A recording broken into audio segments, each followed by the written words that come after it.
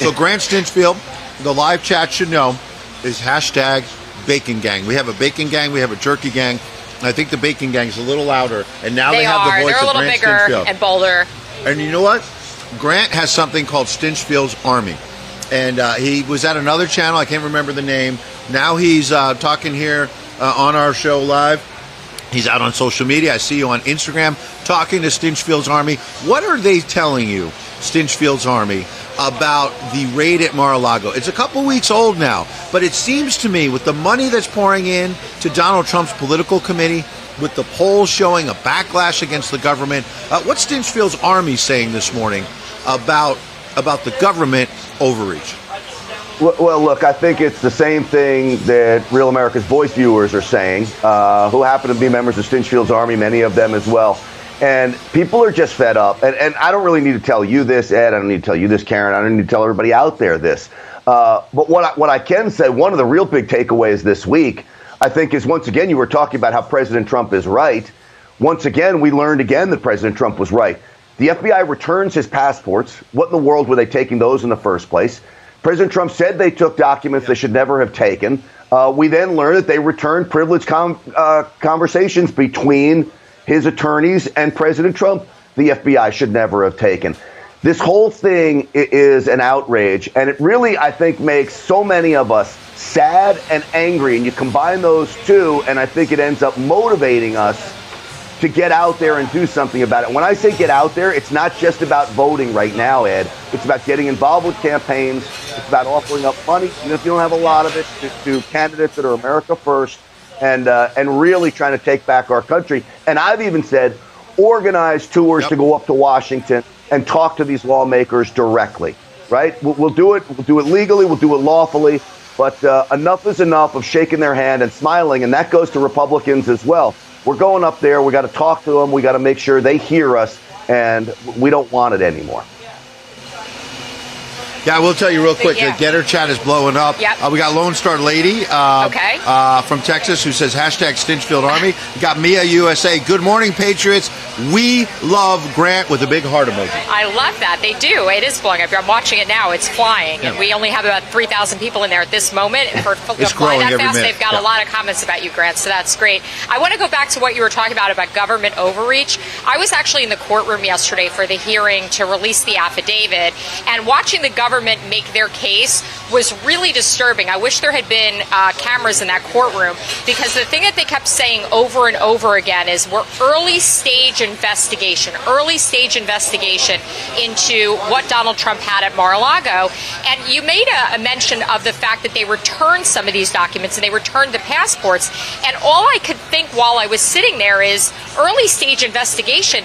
Is this based on what you were looking for before the raid, or maybe perhaps something you took at the raid? And do we need to be concerned about all of these things that they took at the raid, that they had a chance to review them, go through them, and take them in before returning them when they never even had the right to have them in the first place? Can you give us your thoughts on that, Grant? So you've got so many things going on here. One, there's no such thing as an early stage investigation into President Trump. They've been coming after him. The DoJ has, everyone on the left has, since the moment he came down the escalator. We know that. I'm sure that this raid was a fishing expedition. They were simply just looking for whatever they could find on him because they do not want him to run. And let me make something else very, very clear. This whole idea about not wanting to release the full unredacted copy of the affidavit is all about, I believe, hiding witnesses, whoever they may be. Some may be close to President Trump. That was one of President Trump's biggest problems, was having people around him that he really could not trust in the end. It was one of his biggest challenges. Here's what I say. This redacted nonsense, the DOJ has been using this as a scheme to cover up hoaxes, hoax investigations. We saw the redactions used in the Russian collusion hoax nonsense. The American people should be scared to death of anything being redacted in this affidavit, not just in their own cases, if God forbid you have them out there, but certainly in the case against President Trump. Grant, I want to ask you a direct question, because the live chat, one person after another. Stinchfield's Army needs to come to Rav. We're going to have to talk to the Zen Master, our boss. One person after another. Love seeing you, saying your show is awesome no matter what platform it's on. But many other people are talking in general, as you talk about government overreach, about standing up in November. And they're saying, several people, McCarthy and McConnell have to go. I want to take it direct to Grant Stinchfield. Do you want McConnell and McCarthy out? Do the Republicans need fresh new leadership? Yeah, and it needs to be even more than just those two. We need really America first candidates. And that just isn't people that support President Trump, but it's people that support President Trump's policies. It's people that support the Constitution. It's people that support the values that America was built on and that do not have swamp fever. Now, even the most conservative candidates, I worry about them when they go to Washington because swamp fever sets in very, very quickly. But at the very top levels, I do believe Mitch McConnell has to go. Kevin McCarthy has to go. I would love to see Jim Jordan, the congressman from Ohio, as the next Speaker of the House. I've asked him directly, would he do this? He says he doesn't want the job. But I think if all of the viewers out there, Stinchfield's Army, we motivate, email Jim Jordan. Tell him you want him to run for Speaker. I actually think he may be very hard to beat.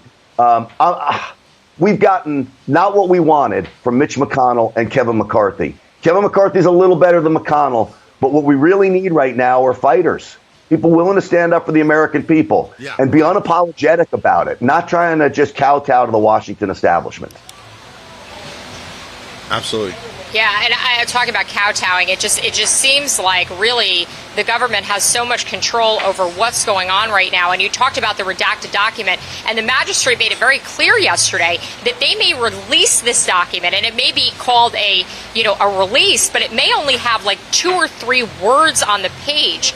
And to think that that's something that's going to be acceptable. And what I thought was really genius about it, and I'd love to get your thought on this, is people were asking why Donald Trump hadn't filed a motion to release the affidavit, why he didn't do it.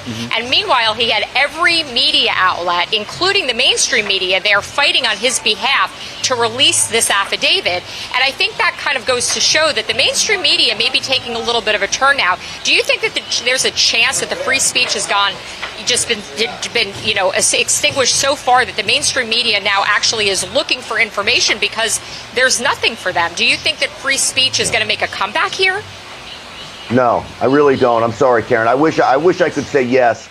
I think the only reason the media wants this is they're hoping that there's some kind of bombshell in there. And there is a bombshell. I'm going to tell you it's going to be another made-up lie by the DoJ. I know I've been very close to some of President Trump's attorneys. I know there's no evidence against him. As for the mainstream media, there is nothing sincere about them.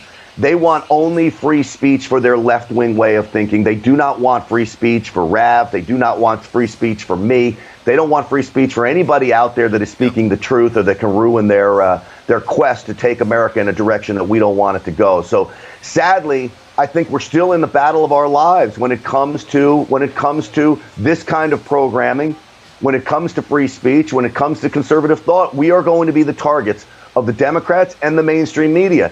And I've said it before, Karyn, I truly believe it's no longer the media working for the Democrats. The Democrats now work for the mainstream media. The mainstream media is calling the shots here. Nancy Pelosi is taking the marching orders from the leaders over there at NBC and CBS and ABC and MSNBC, etc. Grant, certainly seems that so way. many people in the chat saying Grant is spot on. Love the Stinchfield show wherever it is. But I got some bad news. This might be your final appearance on the morning show. Why? There's someone in the chat who just said, this dude is better than Ed. So anyway, it was great having you, Grant. I'm not sure I'm going to showcase you anymore. It's not true, Ed. You know it's not true. I'm living in your shadow. He's right. I think he's right. I'm done. Living in your shadow, and I'm just honored to be. By the way, the guy's name, not making this up in the chat, MAGA D's Nuts. That's his name. Can you look at that? Did you screenshot it? Oh, wow. Okay. So, all right. I'm just quoting the news, Grant. I don't know. And can I just tell you guys, so I was watching you the other morning, and I hear you talk about D's Nuts, the Brian D's and D's Nuts and all this nuts. So I started to talk about this on my radio program. Now, I do a radio show for Salem Communications. That's a very Christian, conservative, religious radio group. I love them. And I thought, am I pushing the limit here with the D's Nuts? But I said, if Ed can do it, man, and what happened? I got no calls. So, when you don't hear from the bosses, that's usually a good thing. People love it. We're having fun. That's right.